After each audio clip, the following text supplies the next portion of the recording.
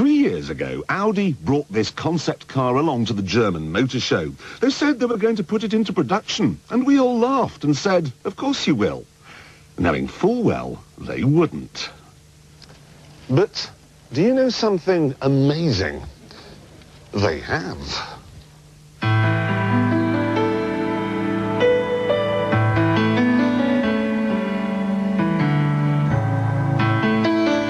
It goes on sale in the spring and will cost, depending on the engine you choose, between £25,000 and £30,000. But what is it? A hopeless four-seat coupe or a handy hatchback with pretty jewellery?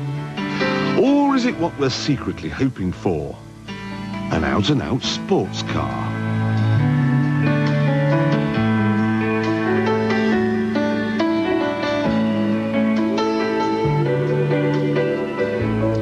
I've been standing here all night looking at that car, and I've reached a conclusion. I'm afraid I'm going to have to sue Audi. You see, I designed something remarkably similar to this on the back of my maths exercise book when I was 8 years old, and without so much as a by your leave. They've just copied me. What really hurts, though, is that I called my design the Cheetah, which is a good name. And they've called theirs the TT, which is a bad name. Who, I wonder, is going to buy an AudiTT? Well, you'd certainly buy it for the looks, but I would say that because, of course, I designed it.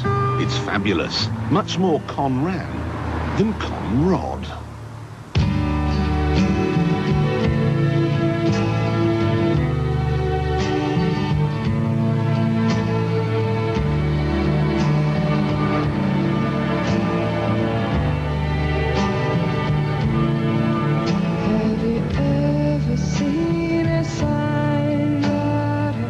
And then there's the engine. It may only be a 1.8, but it has 20 valves and a turbo. So the end result develops 225 brake horsepower. This is it. It's basically the same engine that you'll find in a whole raft of Audis, and the Golf GTI, and the new Volkswagen Beetle for that matter.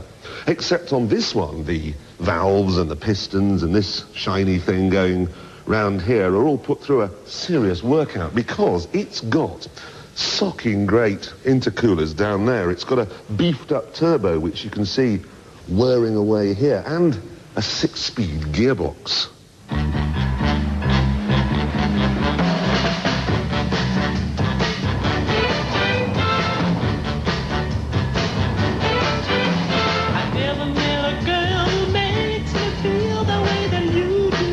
Now, you can buy this car with a 180 horsepower engine, but that's a bit of a sausage.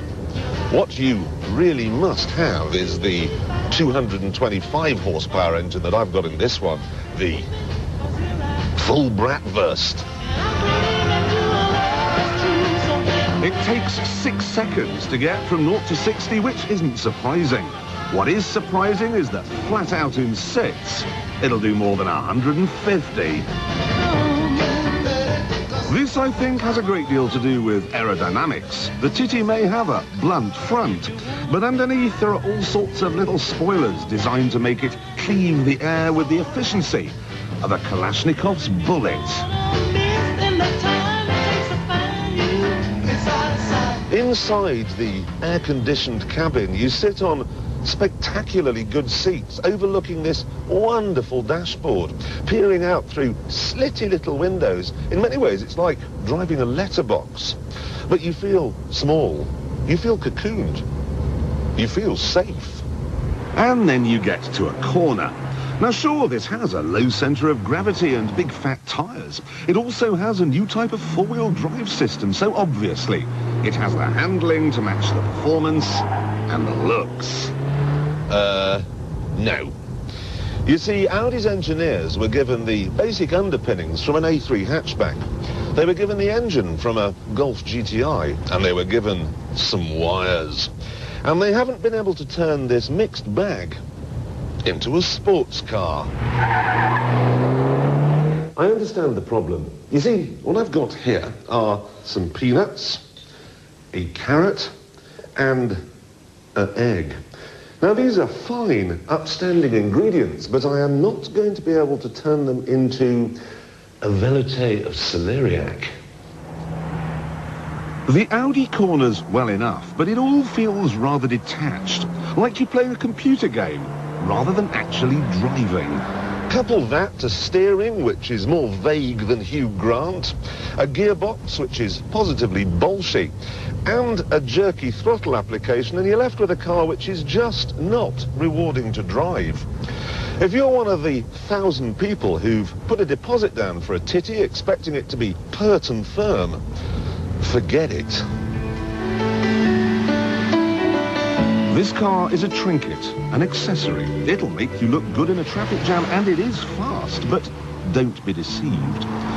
Take it to roads as good as this and you'll discover the truth. The TT is not a sports car. I can see clearly now the rain is gone.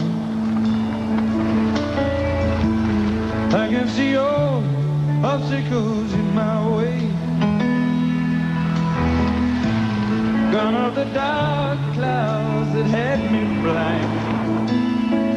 It'll be a bright, sunshiny day. Next year, there's talk of them doing a convertible version. But unless they sort out the handling and the steering, that isn't going to work either. It's unbelievable, this. No big manufacturer seems to be able to crack the sports car nut. BMW failed with the Z3, Porsche failed with the Boxster, Mercedes failed with the SLK, and now Audi have failed with this. But don't despair, because I've heard on the grapevine Honda are about to succeed. It's called the S2000. It'll cost about £25,000, and it seems to have everything an enthusiast could possibly want. Rear drive, a 6-speed box, an aluminium body, and a 240 brake horsepower VTEC engine. TopGear. Never knowingly first with the news, but sometimes we surprise even ourselves.